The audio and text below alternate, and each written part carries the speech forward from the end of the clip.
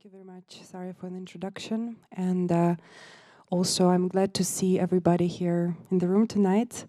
And I'm also saying hello to kind of the future audience, the viewers who will hopefully watch the documentation of the event later at the INSP's YouTube channel. And also before the event unfolds and before I can say anything else, I have to share some thoughts.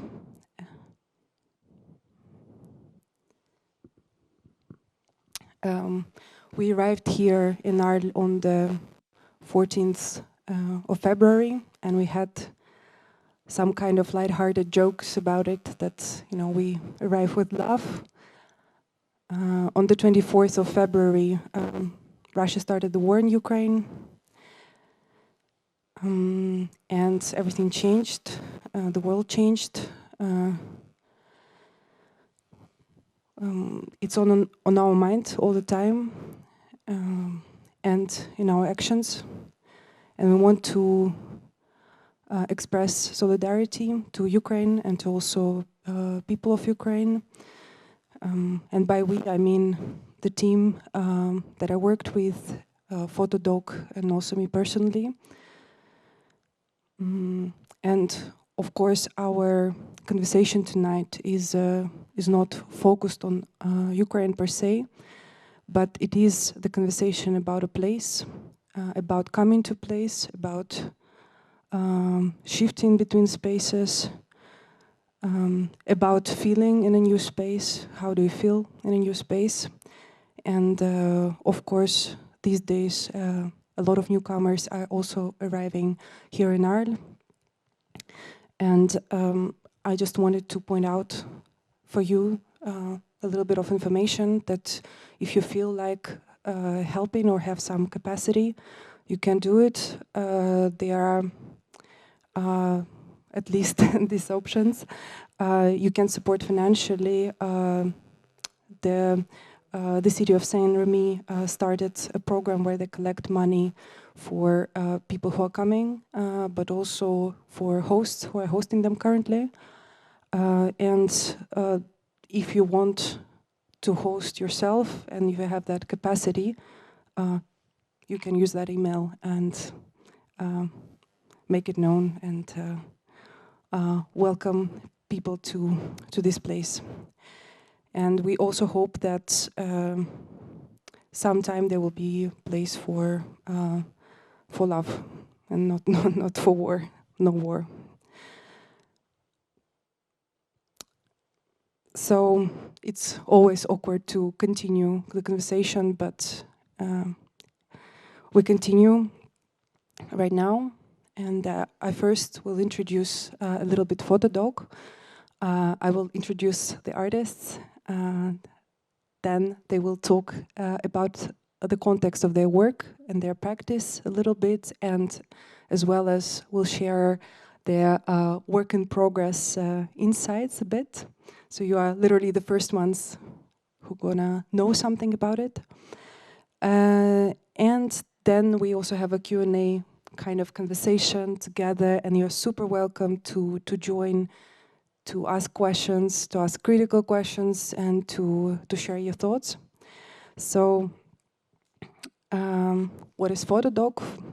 FOTODOK is a space located in Utrecht, in the heart of Utrecht, the historical center. And it is in a building that was built in 1880 as a school. So it has this very typical school structure with room after room after room. It was founded in 2008 by Rob Hornstra, a photographer that you also might know, and Femke Lukkering.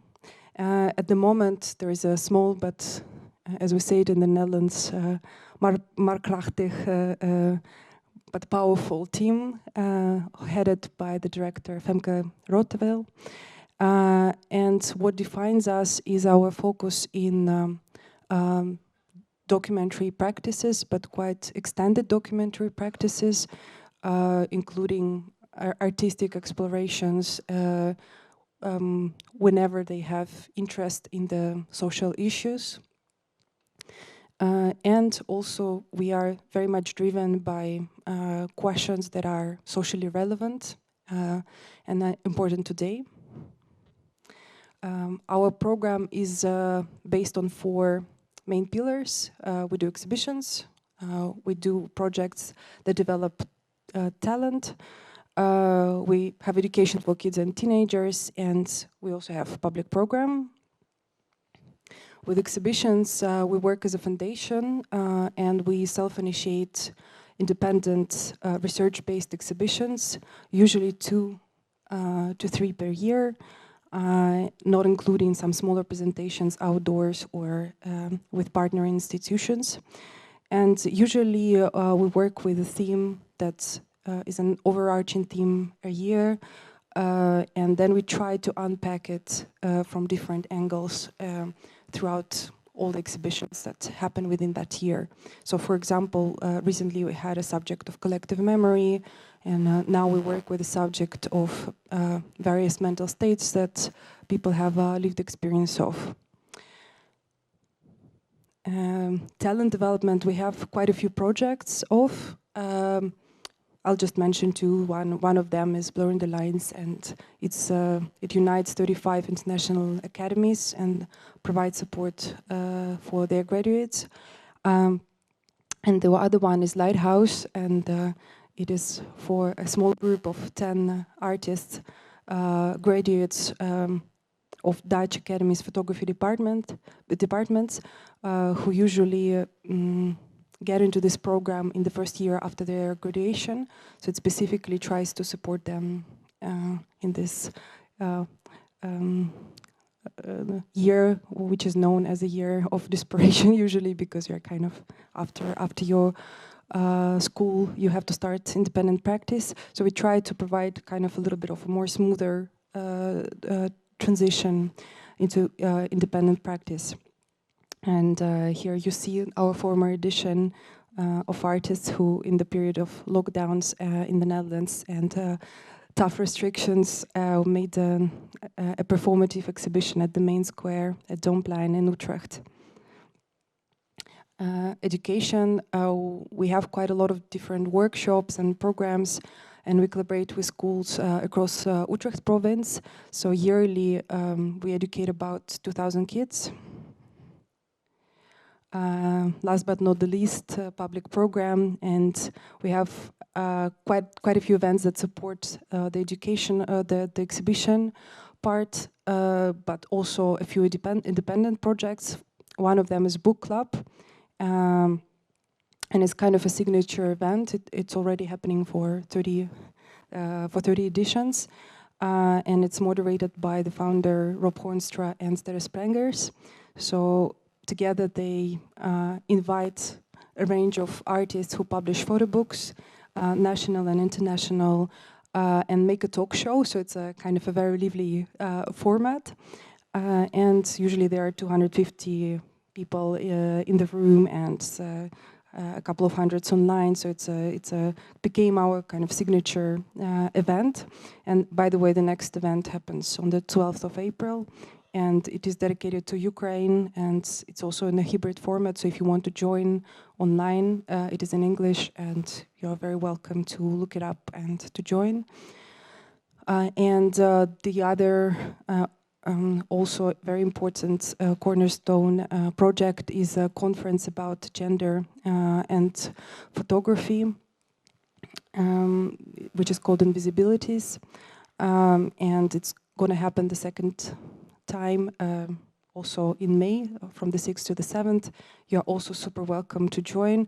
This time we will talk about gender and photography in the Netherlands, and we'll try to discuss the specific situation there, but I think it can relate to many makers and mediators across different places. What also defines our institution is that we work from kind of local to international scales, and we are paying very careful attention to all the range of audiences and interactions and collaborations. So, for example, Utrecht city and citizens and visitors and local academies, schools, etc., and partners. They are super dear to us, and we maintain a very close collaboration. But also, our future is also very much connected to Utrecht city and the future of the city. So together with the Netherlands Film Festival and Ten Hoogte, which is an art house cinema in Utrecht, we united in the machinery, a project that will take over 2,500 square meter building in Utrecht Zuilen, which is an area slightly outside of the city center, and it will transform it into a big cultural center for lens-based makers, where there will be space for cinemas, for our exhibition room, and for plenty of studios for other makers or artists who want to share the building with us. And we will pay quite a big, we'll put a lot of emphasis on supporting also Utrecht-based makers. But at the same time, internationally, we also develop different collaborations. For example, starting from this year, we are part of Futures, which is a program that is co-founded by Creative Europe of the European Union, and it unites a number of festivals and venues and platforms across Europe that all nominate their talents, and then we provide a program of mentorship, portfolio reviews, network meetings, exhibitions, and so forth, all together. So we are quite excited to join, starting from now, in fact. And we will represent the Netherlands in this constellation of institutions. Also, and I'm moving closer to the end of my part, what defines us is interest in site-specific research and interest in local stories and connecting with the place where we are, where we work, wherever it might be, in Utrecht or otherwise. And we are interested in supporting the conversation about these localities through commissions, because usually you need to start the conversation somewhere and with something. For example, now we have an open call for artists in Utrecht for making projects about Utrecht-based communities. Or back in 2020, we made a project. It was still in the framework of discussing collective memory, and with one of the exhibitions we really wanted to look back at ourselves and to create a show that would talk about the collective memory of our own space that we occupy and the building, etc. So we invited Bart Lunenburg, but also some other artists to make research about this location, and that resulted in a show where we met also with Anna Karen Quinto, who is here in the room, and she established the Shelter, which is a new art residency here in Arles, that's literally just launched with our project and with the arrival of Tanya, Sheng, and with Mathieu. So Anna Karin saw this show, and that's how our conversation started. Why don't we create a project which will do similar thing in Arles and will address the locality of Arles, and will talk about subject matter that is important here.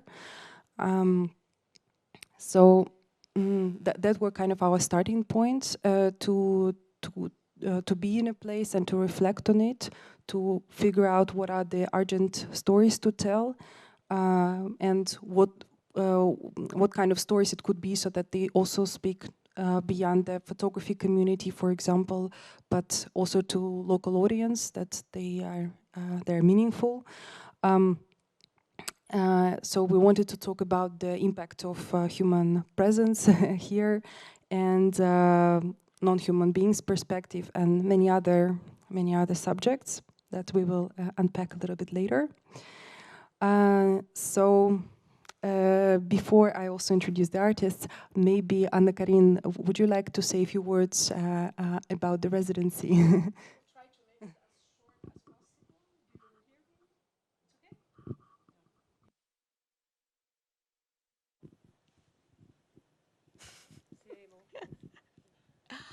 Um, my mind is always swirling very fast, so I will try to be short and I will be obliged to follow a little bit my guidelines, so please forgive me.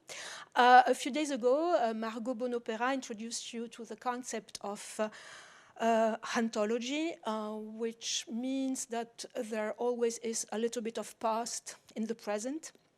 I've always believed that all our deeds and thoughts contain seeds of future, and I really believe also that we have to be deeply aware of the quantity of future that is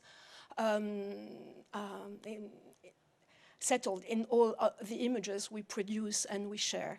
That's why I developed a series of projects. The first one is Le Boudoir 2.0, which is a platform, an experimental platform for critical thinking. And as a continuity, I developed the shelter, which became a tangible reality last year, and that grow also in the conversation with Daria and with FOTODOK. So I'm extremely proud to, with this first collaboration, and I hope that the project will grow because we all have, as artists, thinkers, researchers, many things to say and to share, and I truly believe it is very important, especially in this moment where we need to readdress and change completely our perspective and our representation of the world if we don't want to go to a major crash. Sorry to be a little bit desperate, but I think it's important to address this. It's also our responsibility to give the world new images and new representations. And I feel very, very, again, very proud to collaborate with Daria and the artist because they have many interesting things to tell you. So I will leave the voice to there. Yeah, but an important question. So that was the first edition. You're planning to accept more artists, right? Yeah, there are 2 more artists coming in the following weeks. So there are 2 aspects in the project. There is a project that invites 2 international artists to meet an artist based in Arles. And another aspect of the project is to giving the possibility to people who are a little bit impeached to go to residency because of their caretaking duties, and this means most of women. So I'm developing a second part of the project. So for this year, there will be, of course, the collaboration with FOTODOK, and I start to invite a new artist. So I will give you the list on Facebook or on more on Instagram right now. So you can follow me at Le Boudoir 2.0, and I will tell you a little bit more in the following days. And also Anna-Karin is here tonight, so after the talk, if you have good ideas about artists or what could happen, right? So they of course. Come up and talk. I'm living here. I'm living here, and the idea was also to valorize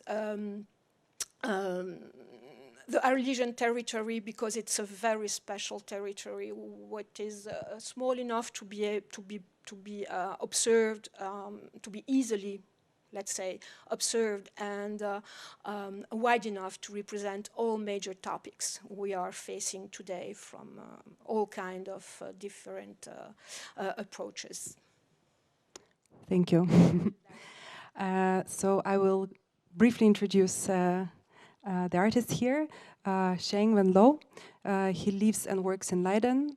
Loh's work investigates the relationships between non-humans and contemporary society. His practice comprises still and moving images, installations, video games, escape rooms, and various other media. He received a master's in photography from St. Joost Hertogenbosch and a master's of science in computer science from Computer Music Lab at National Taiwan University, Taipei City. Lo is the creative director of Lightbox, a public photo library, and the Center for Contemporary Photography in Taipei. Sheng is an alumnus from the Rijksacademie for Bildende Kunst, for visual arts, in Amsterdam in 2021. And his recent works were shown, well, pretty much everywhere. ICP Museum New York, National Museum of Modern and Contemporary Art, Seoul, Korea, Format Photo Festival Derby, Belfast Photo Festival in Belfast, Organ Vida Photo Festival Zagreb, UCCA Center for Contemporary Art Beijing, YUZ Museum Shanghai, National Gallery of Victoria Melbourne, Taiwan Biennale at National Taiwan Museum of Fine Arts, Film Photography Museum in Amsterdam, iFilm Museum Amsterdam. That's a selection. Tanya Engelberts lives and works in Den Haag, in the Netherlands. For the past 4 years, she has worked on different projects concerning the offshore fossil fuel industry, and particularly the changing North Sea landscape of oil and gas platforms that are disappearing at the moment. Through this project, she also examines our changing attitude towards this industry. In her artistic practice, she investigates what happens to processes that people set in motion and that have consequences that manifest themselves long after their demise. Engelberts graduated with a master's in fine arts from Chelsea College of Arts, London, after studying sculpture and monumental arts in both the Netherlands and Japan. In 2021, Engelberts finished her 2 years long residency at Rijksacademie, like Sheng, also same year in 2021. Other artists in residencies and fellowships and awards, among others, are Banff Center for Art and Creativity, the Netherlands Bank, Stroom, the Ukros Foundation, Clifford Chance, IK Foundation, and many others. And Tanya is represented by Gallery Carolina Brain in Amsterdam. And finally, Mathieu. I think some of you might know him. He lives and works in Arles. Mathieu began his career working on film productions in Venezuela, but shaped his photography practice in the United States. His work mainly consists of long-term investigative documentary projects, such as Monsanto Photographic Investigation. The project's photo book received international acclaim, winning the Kassel Photo Book Festival Dummy Award back in 2016, the Aperture Foundation First Book Award in 2017, and was shortlisted for Deutsche Börse Photography Foundation Prize in 2018. And recent venues where his work has been exhibited include, among others, Rencontre Arles, Photographers Gallery London, Photo Museum Antwerp, European Parliament in Strasbourg, and so on. And Mathieu is represented by the Ravenstein Gallery, also in Amsterdam. So we also want to thank, first of all, NSP for hosting this event, and thank you very much for this opportunity. The Shelter, and Karin, and a few of our funders. So thank you, everybody, and I give the floor to Sheng. Thank you, Daria. My name is Sheng-Wen Lo, and as Daria mentioned, I work with topics concerning non-humans and societies, so these topics can be a bit stressful or sad, but I like to do it in a fun way. So I will talk about the 2 residencies I did before and what I've been working on in the past 6 weeks. So the first residency outside the Netherlands for me is the Arctic Circle residency, which is a sailing residency near the North Pole. So before every residency, I tend to be very nervous because I don't know what to do, and the same goes for the Arctic Circle residency. So I was thinking what to do to a point that I gave up, because I really don't know what to do in the Arctic. I don't know the Arctic. So I start packing my clothes, and otherwise I may freeze to death. And at that time, somebody recommended a down jacket for me. So I was quite curious about the down jacket, because it was a jacket made with goose feather fillings. And long story short, that is that I cannot really know where exactly these feather feelings came from, whether they came from kind of ethical sources and also very bizarre sources like live plucking a goose to get their feathers. So I began to wonder, should I get this jacket from a sportswear shop, or should I buy a plastic one instead? But then I came across some geese near my house, and they are white geese or Canadian geese, escaped from the farm or migrating, but they shed a lot of feathers on the grass. So at that time I thought that, hey, well, why not? Maybe I can make a jacket from the feathers that are not from the geese but on the ground that they shed naturally, and make a down jacket to see if I will die in the Arctic. And my friend doesn't like the idea, but I still want to try it. So I surveyed the area in the town, Breda, where I live in the town, and also a bit outside the town, so I know where all the geese are. So I began to collect the feathers.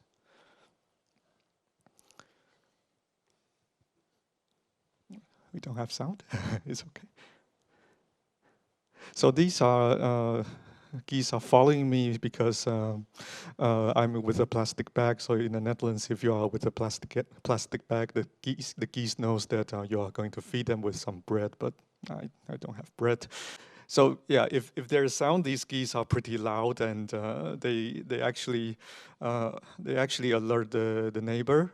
So you see this little girl here is actually doing neighborhood surveillance, and she is actually checking this strange Asian dude, what this person is doing in her backyard. And her parents sent her, and she pretend to walk the dog, but in reality, she's really checking on me.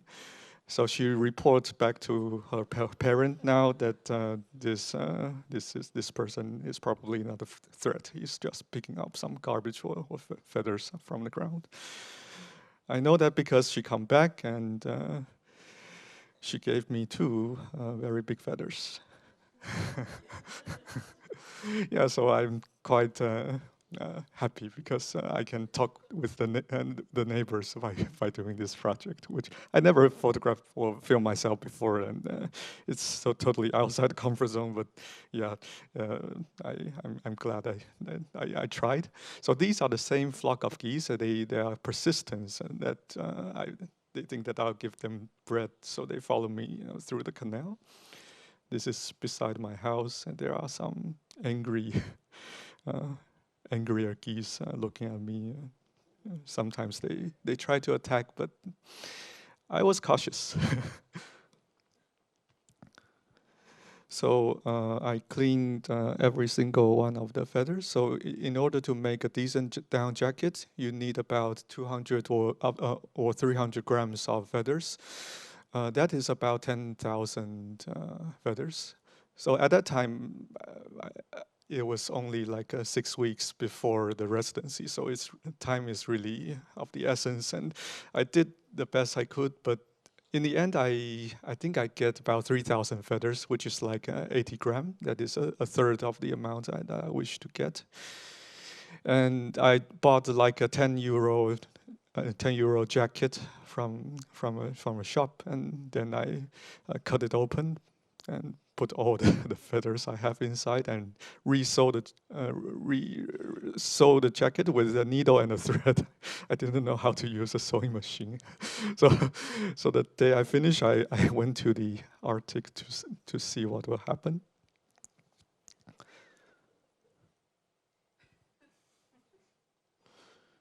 So it was a sailing residency along the island of Spitsbergen, or Svalbard. So we do landings every day. We live on the sailing vessel, but in daytime we land on the island. You might wonder, after all this hassle, is the jacket warm enough? Well, the answer is no. It's not warm enough. It's very cold. But it helped me survive. Like I feel really cold, but I survived with the jacket. So in the thermal test, you will see that this jacket actually warm my body up in 30 seconds. My surface temperature raised about 2 degrees, so it's quite effective in a way. It's just not warm enough. It's the goal is to not die, not to be warm enough. So I also make a little manual to, if anyone is interested in making the jacket, you can do it yourself. And this is how it was installed in a space. So I put all the videos on the ground. There was a big printed map of the city in the ground. So in the corresponding places, I placed some videos. And the second project I wish to share with you is during the Rijksacademie residency in Amsterdam. And in 2 years ago, an organization called the Embassy of the North Sea contacted me. It's a NGO, the Embassy of the North Sea. It is an NGO that focus on agendas surrounding the North Sea from multi-perspective, including human, non-human, and also faculties or institutions or companies. That year, they want me to do something about the European eels, which is this snake-like long fish, which can live up to 80 years, so maybe as long or even longer than human. But this, in this long lifespan, they encounter very strange things that are caused by human. For example, when they reach the Netherlands, they try to get into the fresh water from the sea. They'll be stopped by these very well-engineered hydraulic barriers or dams, weirs, and pumping stations that forms a perfect barrier for these fish. They are also a delicacy in Asia, so they got smuggled to Asia, like illegal hunted and also smuggled to Asia. Last but not least, a lot of water pollution can also be present in the water, which mess with their senses. So throughout their very long lifespan, their life every day is almost certainly quite miserable, a lot of challenges. And they are quite mysterious, and no camera ever captured them in their spawning ground, the area they lay their eggs. Nobody ever saw them. No scientist camera ever captured them mating, actually. So that also means that for this subject matter, it is very difficult to access by cameras. So I was thinking, oh, then what should I do? In the end, I made an escape room, which is kind of like a game. You enter one room from a door, and you try to find the exit. So it's a single-person escape room. You try to escape from this place, and I make structures or contraptions inside that correspond to the miseries of this fish. These are some of the pictures, installations. I'll get to the details later.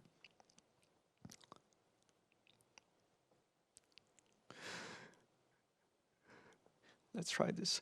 So they enter the space. They got hit by this hydraulic barrier, which is like a pumping station or a hydroelectric station where you have turbines that are not friendly for the fish. They pass through this in total darkness. So we use an infrared camera to see if they are okay. And after they pass through this barrier, they have to cross a high wall that represents a barrier. They can cross it in many ways, and including a very strange ladder or a very slippery fabric. And they slip down a very steep slope. And they enter this debris field filled with marine garbage. And it's also totally dark, so they don't know what they are dealing with. They stumble into stuff, and they also got wind in their face and also particles flying around. It's like a polluted, it's like swimming in polluted ocean. You don't know where you are going. And in the final stage, unfortunately, they face a trap. So there are 2 doors, and one of the doors will lead to a trap. In that scenario, they will never come out again. So in this game, there's a scenario that they simply cannot come out, and they are trapped inside the net. And after their time is up, and we will go and rescue them. So, so this is the the idea of the escape room, kind of like using this direct experience to trigger to trigger the questions or wonders. What it is like to be an EO. If you live in a city, how can you imagine what it is like to be an EO? It is not a scientific way to do this, but everyone can use their imagination. So I'll skip back to the slide again. So in Arles here, again, at the beginning, I don't know what to do, but I do know that there is a big wetland near the area, which is the Camargue and also the Petit Camargue that is at the end of the Rhône Delta. So I was researching online and see what's going on in this region, and I realized that there are many birds in the region, but there are also many cars, and there are also many roadways, and that seems to be really straight. So the drivers tend to drive really fast, and unfortunately, a lot of animals and birds can get hit by the car. And from I read in the news, the government tried to encourage the drivers to slow down or even stop and take pictures of the birds instead of the speeding really fast and kill the animals that is trying to cross the road.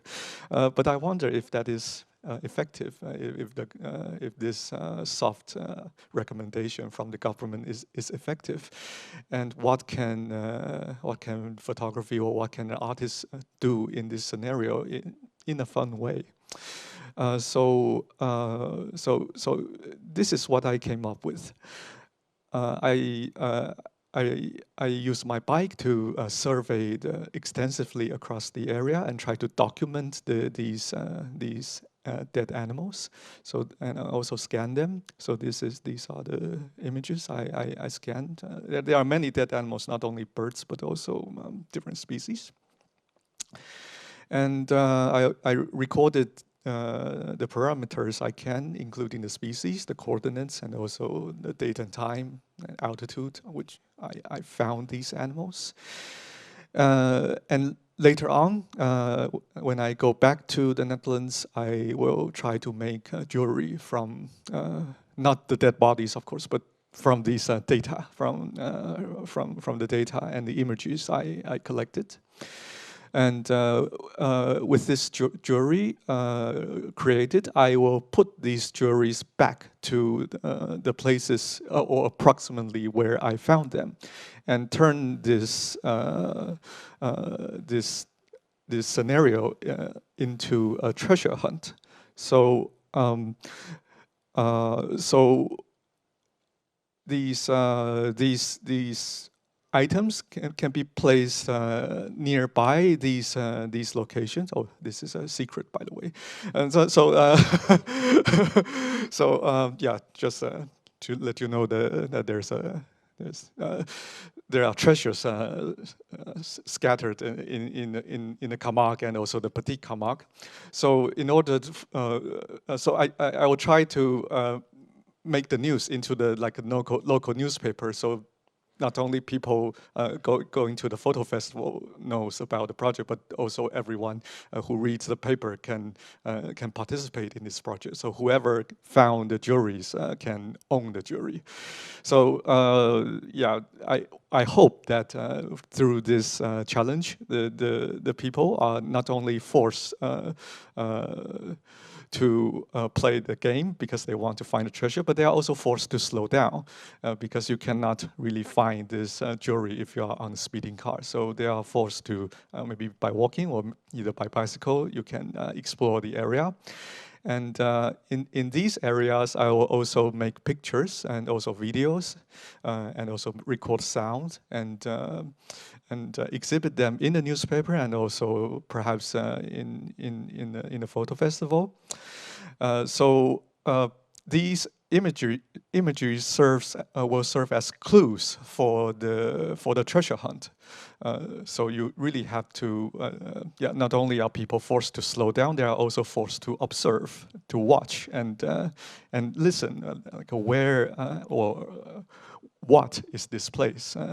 They have to see look at this picture. It can be something random, but maybe there are some clues about where this picture may be taken. So the game will probably run at least half a year to 1 year, I hope. So this is where I am at in this residency.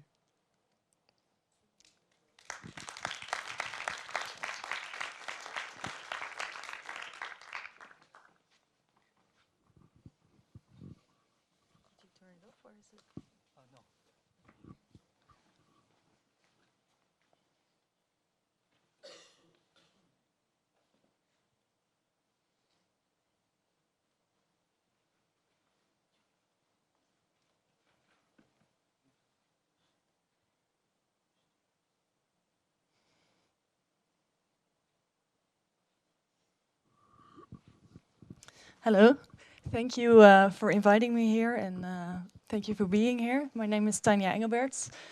I've been working on landscapes, in particular in relationship to the fossil fuel industry for the past 5 or 6 years. I chose 2 projects that I will show today. I come from the Netherlands, and I grew up in a landscape shaped by people, shaped by machines, and I think I'm still really attracted to these places. The subjects that I research are, for instance, this work that you see here is the tar sands in Canada, but also I've spent a lot of time on the North Sea. That's one of the projects I will talk about. But they are also about toxicology in the Netherlands, islands that were built to harbor toxic sludge, which is kind of related to the subject that I've been researching here in relation to the Ronde. And at the end of the talk, I will show a couple of images what I've been doing here. This project that you see here, Petroleum Borealis, started at a residency in Canada, in the Banff Center. Where I researched the north of Canada, where they have the biggest forest in the world, but also they have oil in sand deposits. It's called oil sand, and it's one of the hardest places to get oil, and it's one of the worst kind of oil. It's really low quality. But through the years, they tried to make oil production there, and at the moment, it's towards the North Pole. There's an area as big as a city that is being mined, and in order to get there, you need to destroy the forest. It's a surface mine, so they cut down all the trees and then really try to grab the sand, and then there's a really big refinery system to get the oil out of the sand, and it's especially famous for the Dakota Access Pipeline, because this oil is very thick. It's like it's tar sand. It's really hard to transport, so they need to add a lot of chemicals in order to move it to the United States or to harbors. And I read a lot about these projects, and I wanted to see it for myself. And this project kind of started after another project that I will present. So I had some experience with working with people from the oil and gas industry. And so I thought I would be maybe possible to see a mine in real life. But in Canada, it's very closed off, because the only time these tar sands are in the news is when something goes wrong. So during the residency, doing the research, I got a bit nervous, because what happens if I go up north 2 weeks and I can't even visit one of these sites? And then a Canadian mentioned that it's really easy to rent a little airplane for a couple of hours, and which seemed very ridiculous to me, but that's what happened in the end. I rented an airplane and we flew over this area, and it's also really big, so you can actually see quite a lot.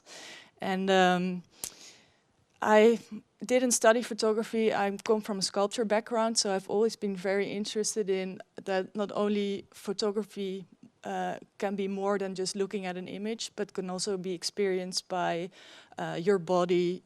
So I was always thinking about size, materiality. And somebody gave me a sample of the tar sand, and it was this very thick, dark sand with a very petroleum smell. And I smelled it, and I really wanted to work with this material. So at the BAM Center, there's a beautiful screen printing facilities. And so I experienced it with the actual materials. So the work that you see here is made, it's screen printing with tar sand. And in the end, it's I wiped it off. So it's kind of these really hollow images that stayed with us. And this is, for instance, an image that was taken from an airplane.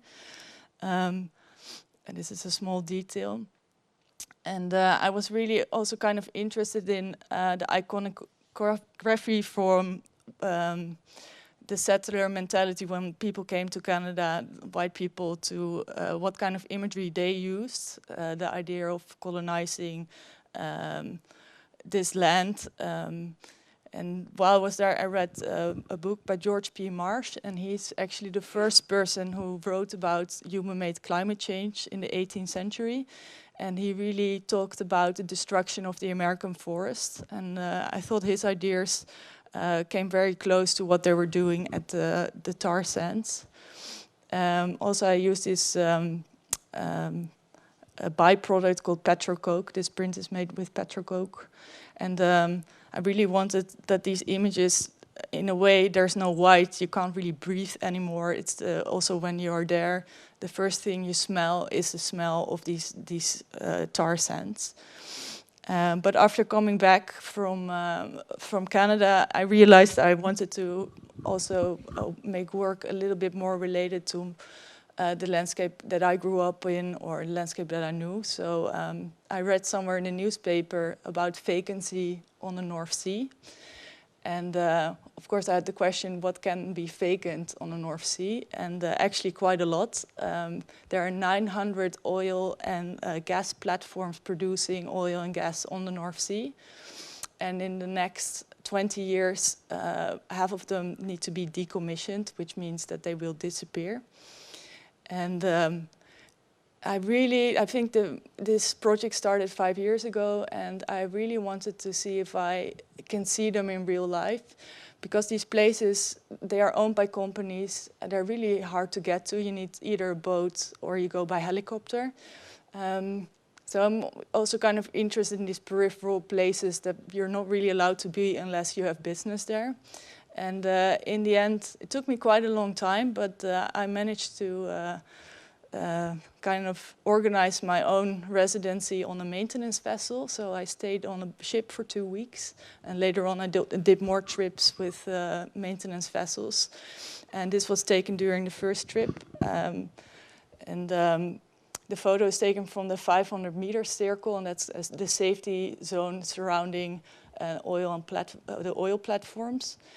And so there's a whole series of these photographs. And I did a first exhibition at Stichting Ik, which is also a small residency in the Netherlands, but was kind of observational about this idea that an endless North Sea doesn't really exist, that it's really full with ships and structures. So the exhibition was kind of the North Sea landscape, and I used reclaimed metal from operators that built platforms, and slowly the images rusted away. And this is kind of an example of a project. I had the exhibition, then I stopped the project for a bit, I did some other things, and then during my residency at Rijksacademie, I still had so many contacts in that world. I met a lot of people, and I noticed that they were talking a lot about the decommissioning process, the process of taking out the platforms. And I noticed that if I would drive to the sea, a lot of times I would see all these rigs in harbors. So I was really interested, like, what is going on? And of course, with the low oil prices, well, now things have changed rapidly with the war in Ukraine. So it's also very interesting to see if my predictions with this project are actually are going to work out. But the oil and gas production on the North Sea is very expensive because it's very dangerous. You need to bring all the equipment. So the past 10 years have been kind of a slow decline for North Sea oil and gas. But opportunistic as the Dutch are, we have the biggest a new economy, which is taking out platforms and decommissioning them, like cutting them into small pieces for recycling. And this is a still from a film at the Rijksopen last year, where I made a portrait of a place where they're decommissioning these platforms. Let's see if the audio works. No. So this is a still from the film. And in the film, actually, the humans kind of disappeared, and it's just these giant machines kind of taking care of our garbage. And there, in the film, I really wanted the viewer to become part of the machine. So there are also some shots where you're almost part of a crane. This is a very silent image. Unfortunately, we can't hear the audio, but there's a choir singing. It's a Dutch choir that sings songs for the Holy Barbara, which is the patron saint of miners. Because I feel like a lot of people kind of forget when they're at sea that they're actually a mining operation. And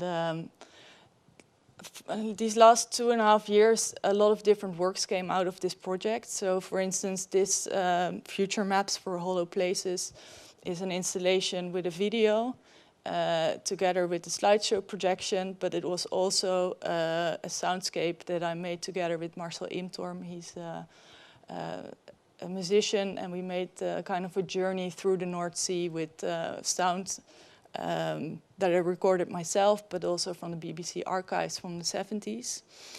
And let's see if you can, as you can see, there's a film. It's a 4-minute loop, and there are slideshows with names, and they're all bird names.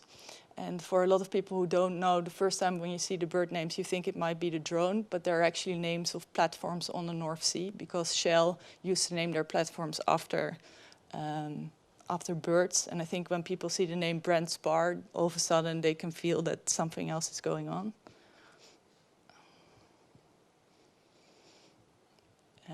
Yeah, this is also a little part of the video. And through this whole process, I met so many people working on the rigs, and it's really a lot of men started when they're quite young, in the 60s when the industry started. And now these men are in their 60s, 70s, and they're retired. And it's kind of around the same time that a lot of these platforms are actually retiring from the field. So I was also kind of interested in how their attitudes changed towards the industry, what they think now after 60 years of oil and gas on the North Sea. And a lot of these thoughts and descriptions of their life I'm going to put into an artist book, which we're probably going to release next year with the Iris Sky Connection, which is a publisher in the Netherlands. And so when I got asked to do this project here in Arles, I felt this a weird imposter syndrome, because I was like, I don't know France that well. I don't know what I could say about industry in France, but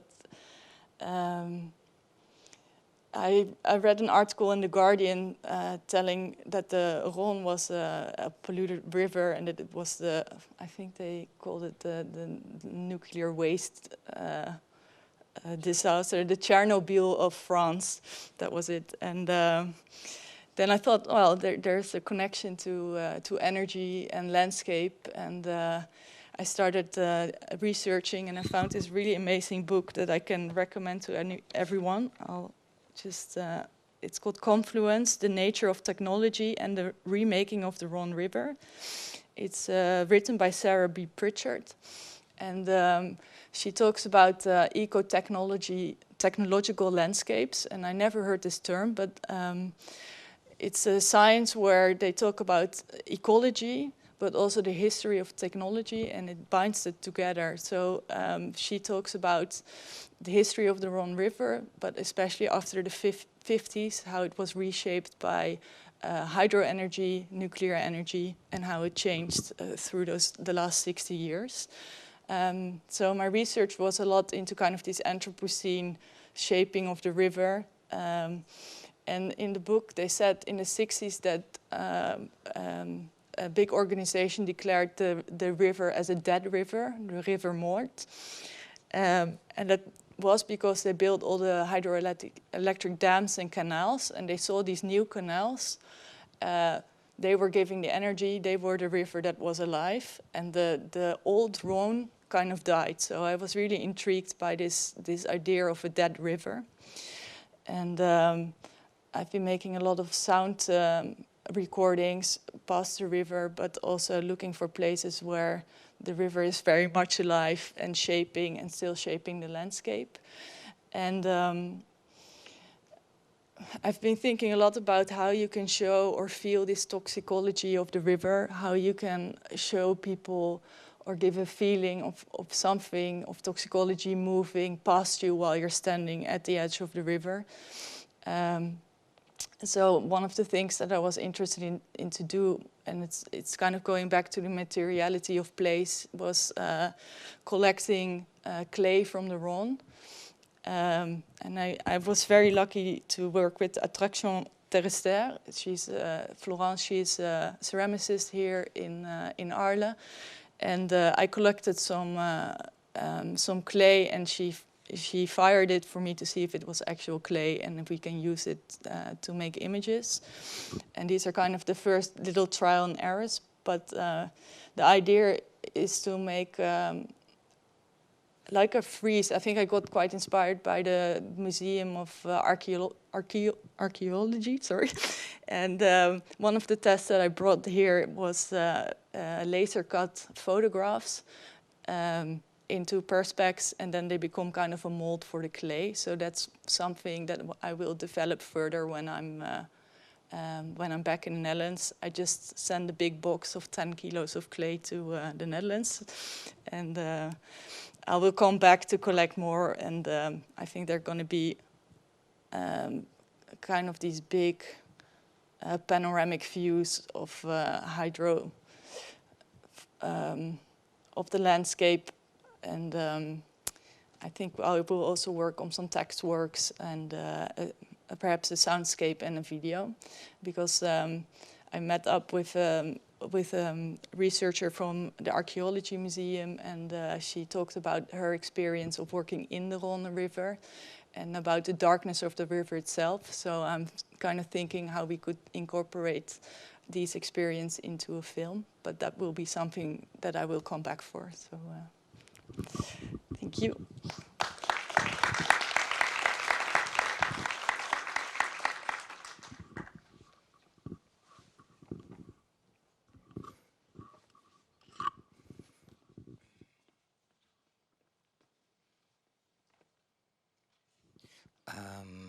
Hello, everybody.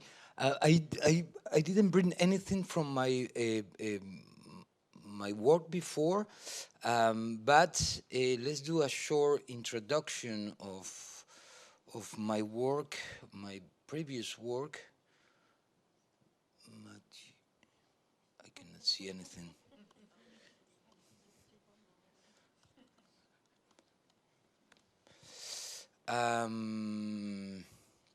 So this will be very quick, and we pass directly to. Again, my name is Mathieu Asselin. I'm a photographer, documentary photographer. I'm very interested on corporations. I think corporations are very misrepresented in documentary photography, specifically documentary photography that try to portray the current issues as global warming, for example, but at the same time social issues. So I'm very interested on those structures of power. This is a work I did about how corporations are embedded in documentary photography. I took as an example the HSBC prize. And I'm very interested to see how one of the most corrupt banks in the world today, that is the HSBC, as fact, this is not a crazy long hair lefty thing guy, but is, if you do some research, you understand. So I'm interested in this kind of subjects. This one is specifically, of course, about the medium itself and the world where the medium lives, exhibition, sponsorship, all these kind of things. This is a work I did with Sergio Valenzuela, that was a student here until early this year, PhD student. And we did a series of conferences in les rencontres, during les rencontres d'Arles, of course, of les rencontres d'Arles in my studio, where we invited photographers, curators, to talk about the problematic of big dirty money from HSBC, for example, sponsoring prices and sponsoring photography, where we see many of the problems that they are pushing for all around the world. Another work I did is this work about another corporation called Monsanto. For 5 years, I did kind of an investigation on this corporation. So I photograph, I try to understand the history of Monsanto, to understand who they are today, and maybe what is the future that this corporation offers. The result of this work is, first of all, a book published by Actes Sud and Kettler in Germany. And of course, we have now the second edition of the book that is smaller, cheaper, into language. And of course, exhibitions, in les rencontres d'Arles, in FOMU, Photo Museum in Anvers, a Photographers Gallery, the European Parliament, Hasselblad Foundation, so on. Also, the work was a couple of years ago in Les Rencontres d'Arles, again, but as a book this time. Martin Parr selected the book as a nice book, I guess. So this is a little bit what I do. Now I think I'm going to go straight to what I'm doing with the residency here in Arles. So let's start from the beginning. My presentation is not as beautiful as Sheng and Tanja, but I hope you understand what I'm trying to do. Diaporama, perfect. So I was very, as them, I was kind of lost. I didn't know how to start. I didn't know what to photograph. I have completely crazy stories that I got, ideas that I got very excited about it, completely ridiculous ideas, like throwing a magnet into the river and try to see what I can fish. And all these ideas, little by little, I understood that they were completely stupid. They were fun, but I don't know, didn't go through. And I decided to focus in maybe what I know to do better, or at least kind of better, that is to focus on corporations and social and ecological problems. So I decided to focus on a company that I've been very intrigued about it since I'm here. I moved 5 years ago, and time to time we've smelled this horrible odor in the city, and I always was wondering what was that, and I discovered that was this paper mill factory in Tarascon, not very far north from Arles, and so I started a long time ago searching into it. But again, I live here, so it's like the people who live in Paris that never go to La Tour Eiffel, or they will go maybe one day until somebody comes from another country and say, oh, can you take me to the Torre Eiffel? So this residency was a little bit that. So it really pushed me to get into this project. So I'm interested on La Fibre Excellence, that is this big mill, paper mill factory. The story is important to mention this called La Tarasque. La Tarasque is a monster that lives in Le Rhône. It's half a turtle, half dragon, and it's a mythology from Tarascon, exactly where this factory I'm interested on is. For me, this Fibre Excellence becomes the contemporary Tarasque. You know, it crashed fire and killed people. So it's been a little difficult for me for the last 6 weeks because I've been traveling a lot for other works, teaching and conferences and blah, blah, blah. So I've been very slow, but the interesting part is that this time allowed me to understand exactly what I want to do and how I want to work. So for the next 3 weeks, I will focus directly on this work to try to finish. So what are you going to see are some tests and ideas of how I'm going to put together this project. So of course, who speak about contamination, speak about air, land, water, but also light and noise. So I'm trying to portray, to represent this factory in all these different angles of these different type of pollutions. And here, for example, maybe I should start with this that shows. So one of the things I did is to set a hunting camera.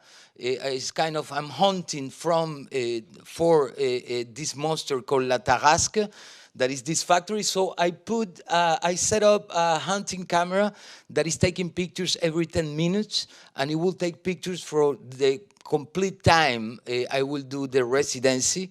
This is me adjusting the camera. There is always, and this is the tree where the camera is. So I all the time need to go and climb that tree to pick up the SD cards and put a new one. And this is the time lapse. Of course, I have almost a month of one picture every 10 minutes. And I want to tell you why I'm interested with that for this type of. So every 10 minutes, pop, it takes a picture. This is many, I think 2 days or 3 days put together.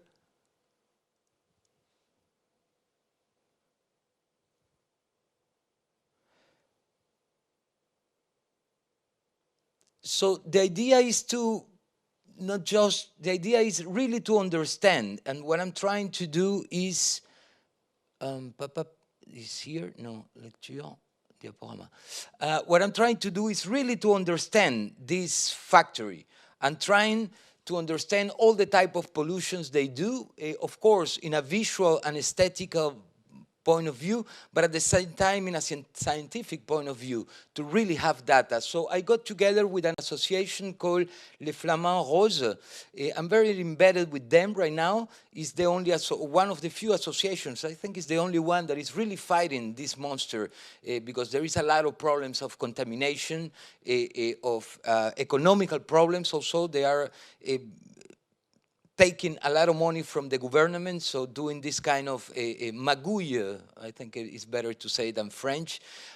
So I was very interested, for example, in this series, I'm trying to understand how pollution moves with the wind.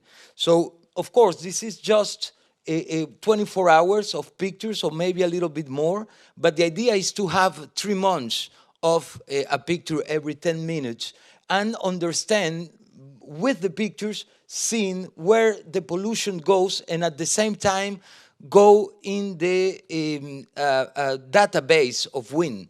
So I understand which are the areas in 2 months or 3 months that are contaminated by the wind, the pollution of this factory.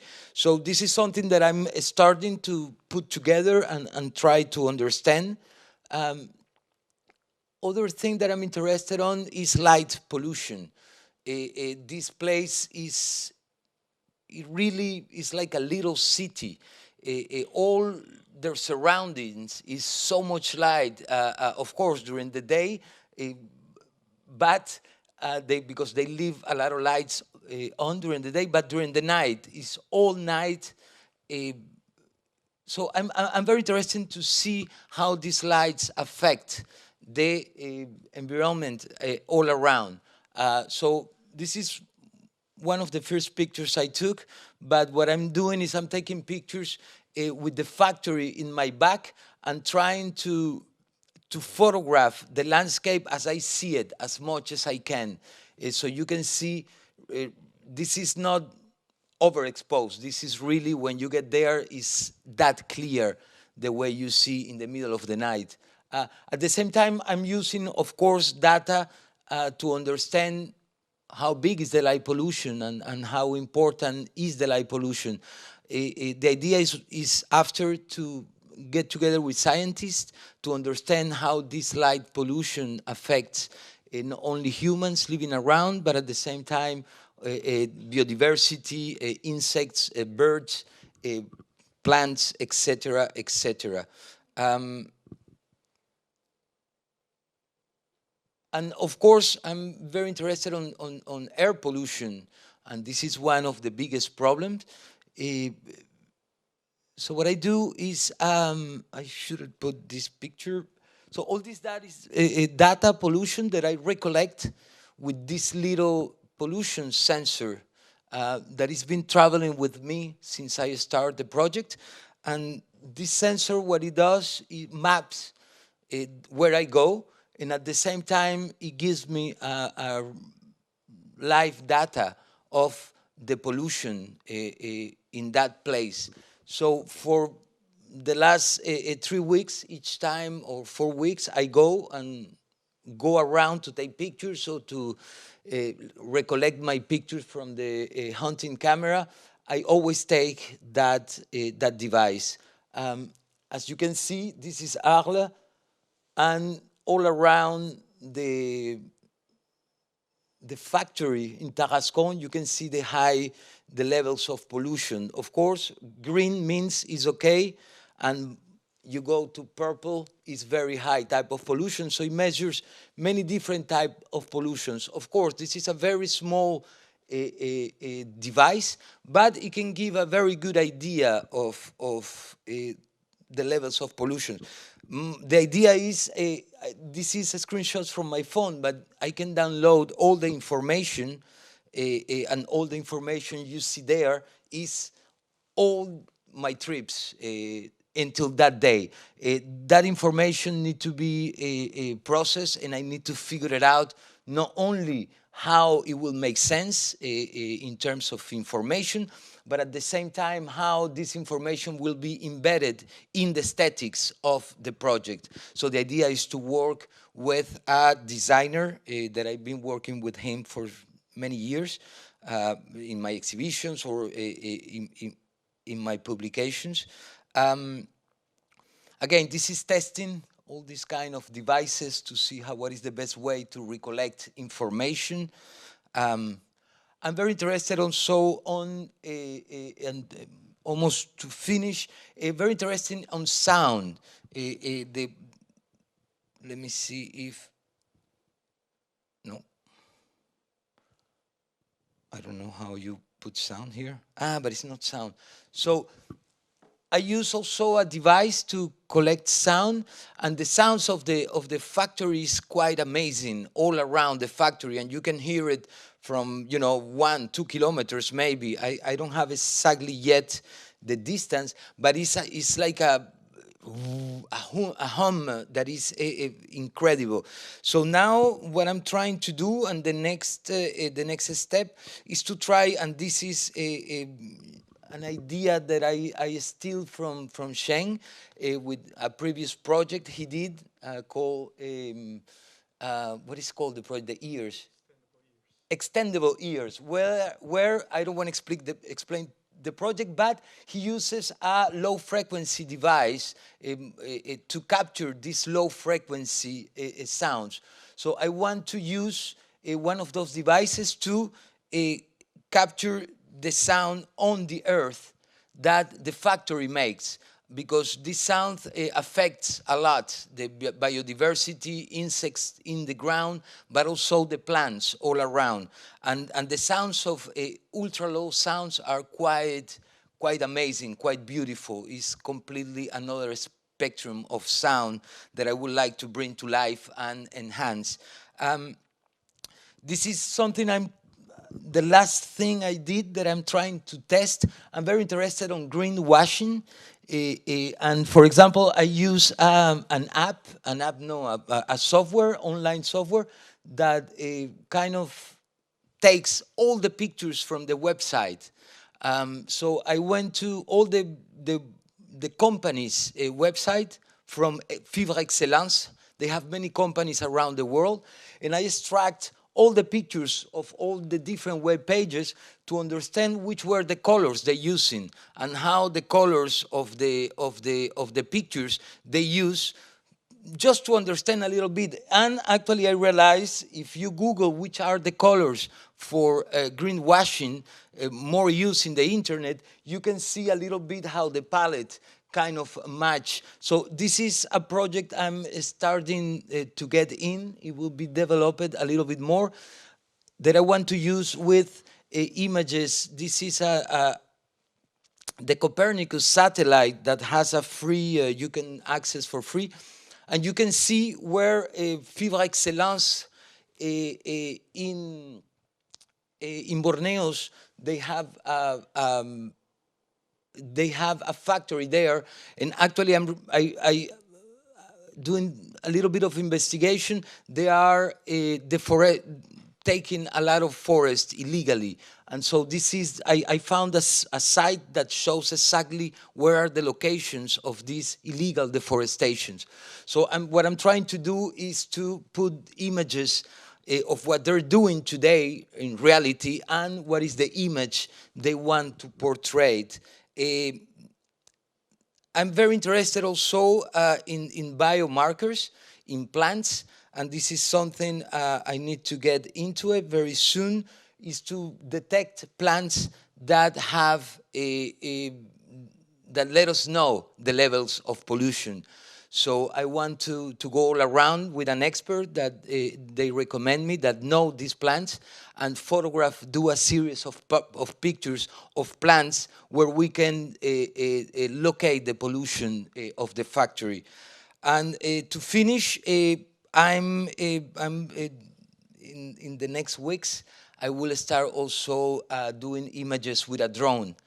I want to make a movie with a drone and use sound at the same time, maybe the ultra low sound to be embedded in the videos. And of course, talk about a doctor that I already have an appointment with to talk about the problems in human health. And that I don't know yet how it will work. But this is pretty much what is going on with this fantastic residency. Thank you.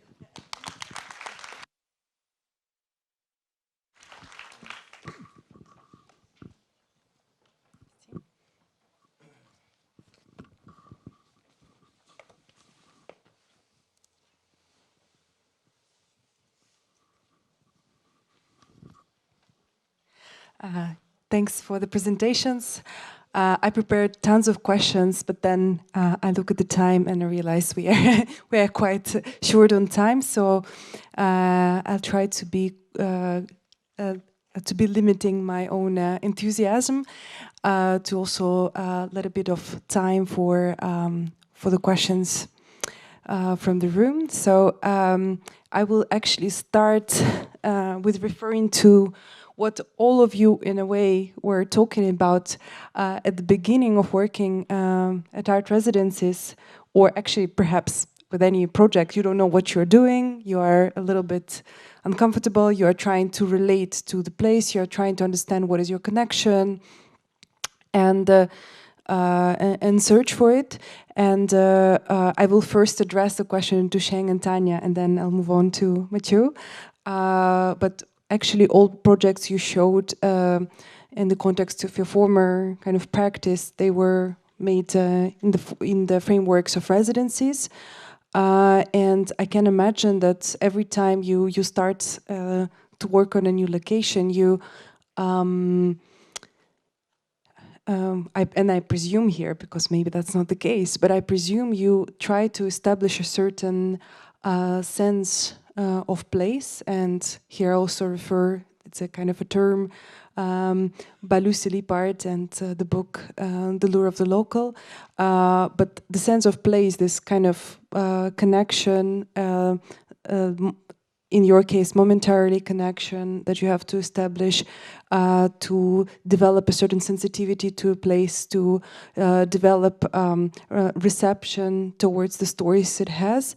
And I'm wondering, how do you do that? How do you establish this sense of space? And how do you, are there any stages that you go through? Or this, if so, then do these stages differ per residency, or is there a certain commonality? So yeah, can you a little bit elaborate on that? And maybe Shane, you can start. For me, it depends on the length of the residency. So like this is a short-term residency, so actually we honestly don't have a huge amount of time to connect with the place. So to be honest, of course I am not as familiar as you with the city or with the surroundings. But for me, there are still some ways to do it.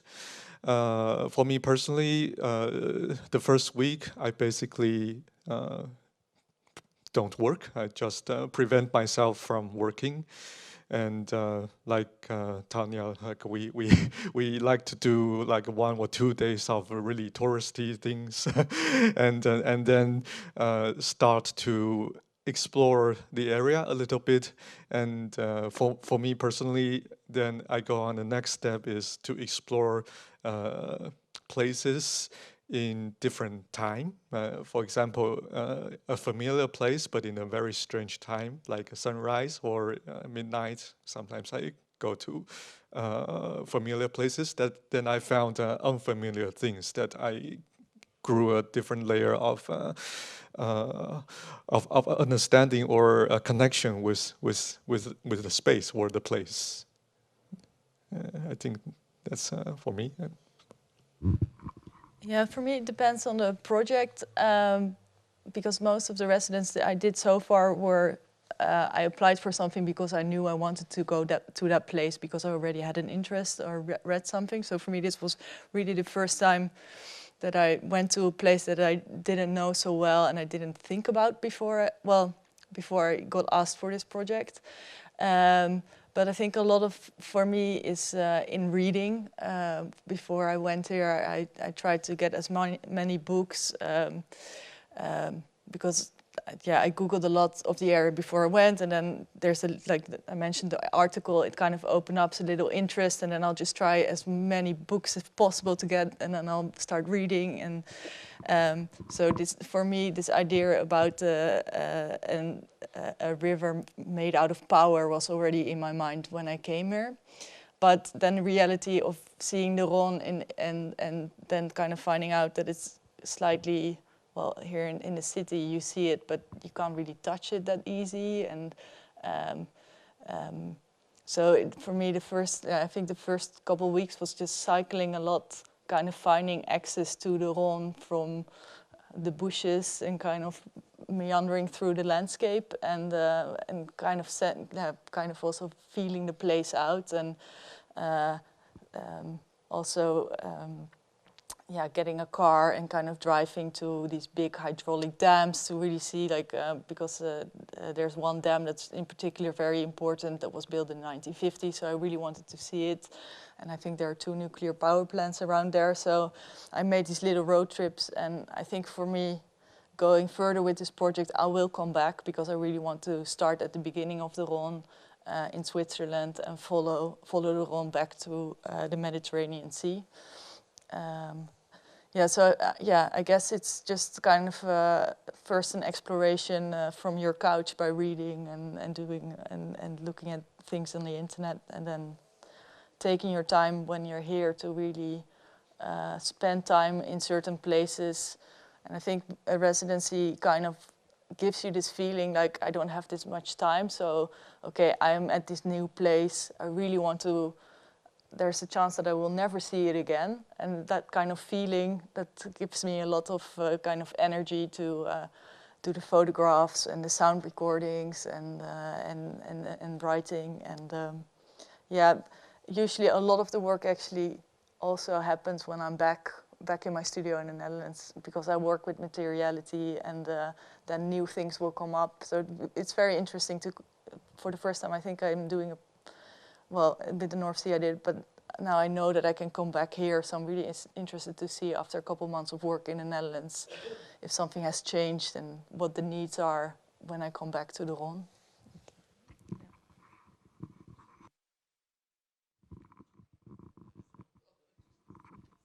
Yeah, and Mathieu also, I wanted to kind of follow up with this question with you. And you worked a lot in Venezuela and the United States, everywhere, also on multiple sites, and probably also maybe it's not necessarily art residency format, but still every time you have to establish a certain I don't know, topographic intimacy with a place and understand it, try to understand it.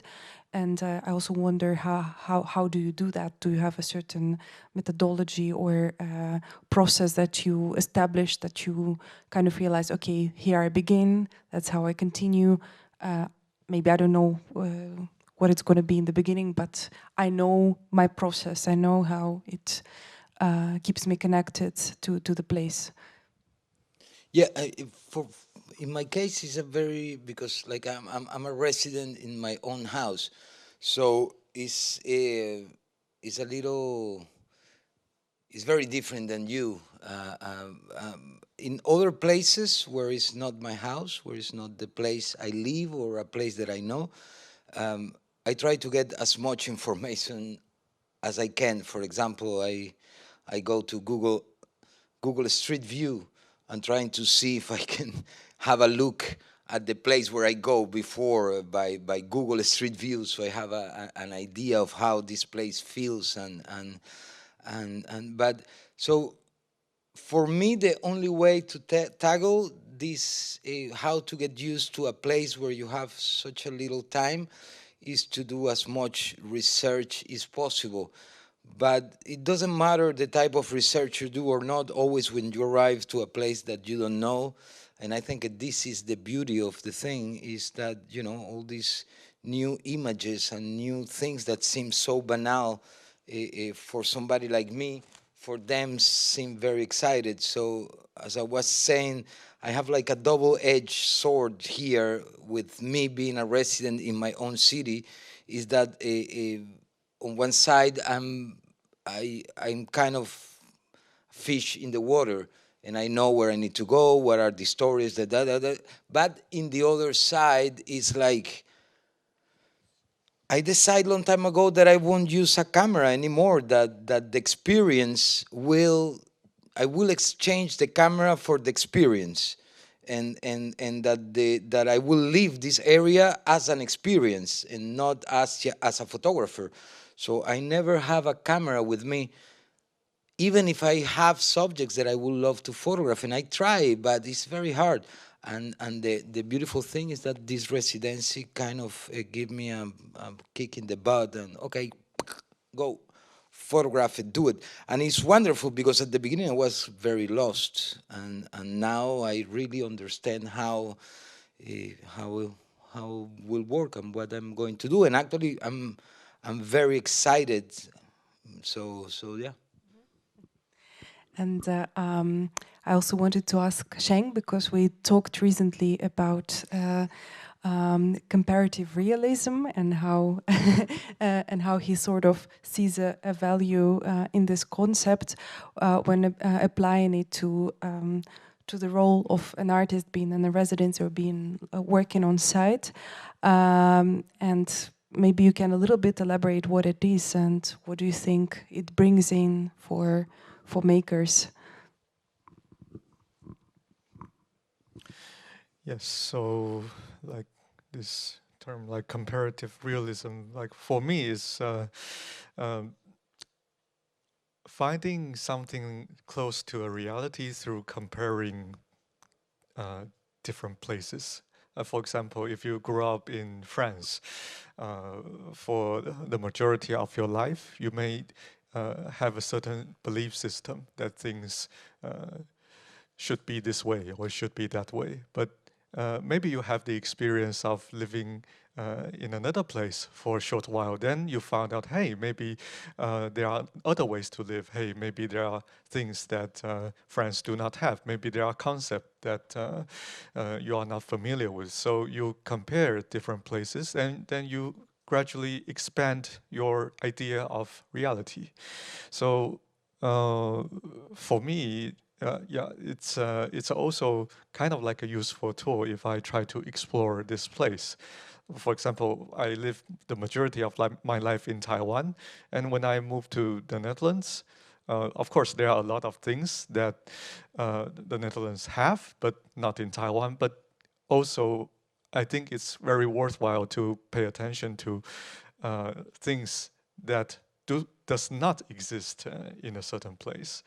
For example, I was surprised when I found out that there's no rock in the Netherlands. Like you cannot find a rock or stone in the Netherlands, and there are like a stone artist try to work in the Netherlands but quit after 1 week. So yeah, so the point is that the absence of things is sometimes more revealing for me than the presence of things. So that's also what I try to look for, what is absent.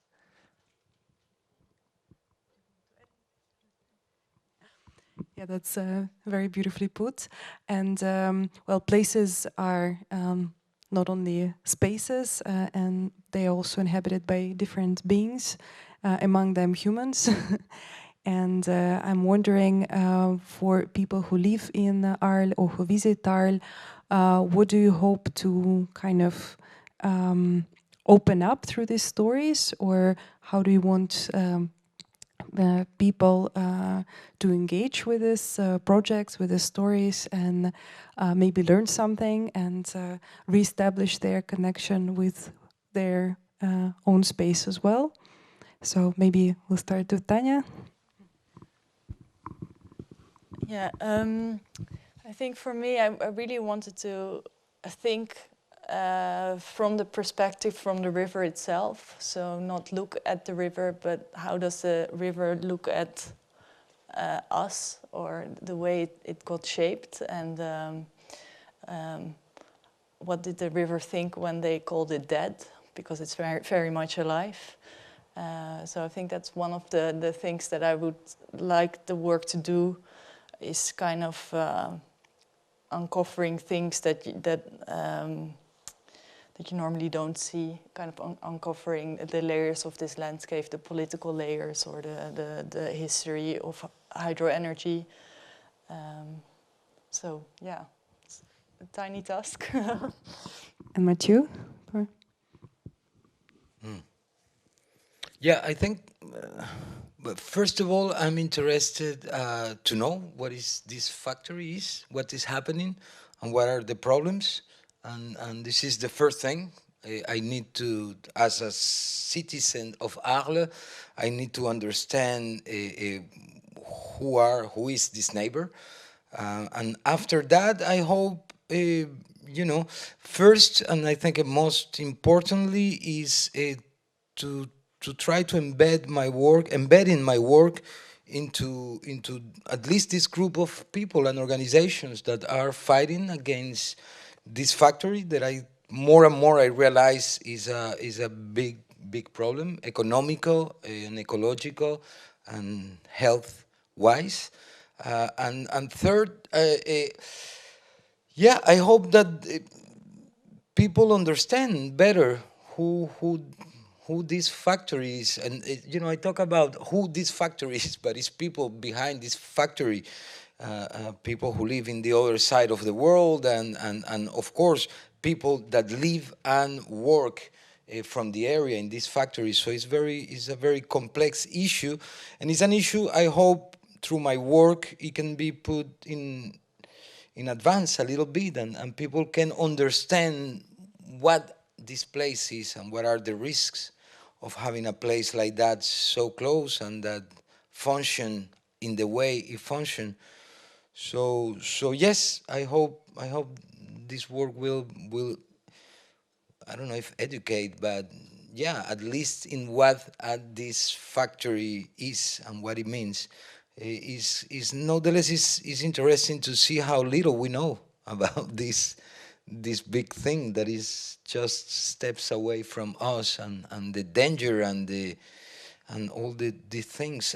But so yes, I think education and I don't know if education, but at least information, yes, to try to inform as much as possible about, and can people come, you know, people will have the tools they need to understand and to make decisions. I'm not the only one, there are many other people working on that, so as a photographer at least. And Sheng?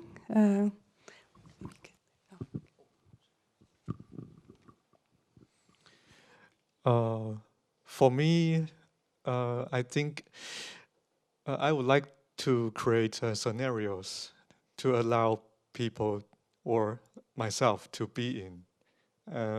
That is not what I'm familiar with. So most of my project has a step of creating a scenario. For example, like not buying a jacket, then what can I do? Asking, what can I do if I'm under this scenario? And for this residency in Arles, I create like a treasure hunt game. So it's a scenario in which I can kind of like smuggle some questions into people, including mine's mind, like without being didactic, without being telling people what to do. For me, it is not about sending information or conveying a conclusion, but trying to raise questions. And the best questions raised are the ones that you come up with yourself. So I create some strange situation, and perhaps I smuggled the possibility for this question to emerge in people's mind. Yes, and I will round up with one question, and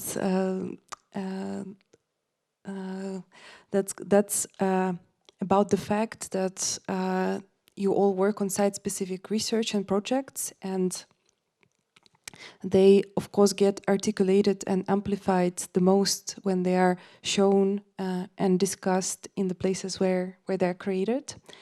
If we travel a little bit kind of in the future and imagine that we are to present this work somewhere else outside of our context, how do you think the works will speak to other contexts? Will they speak to other contexts? Will they have their meaning somewhere else? And I see Tanya is taking up on that. I like this idea of well, everybody has kind of their own local insight.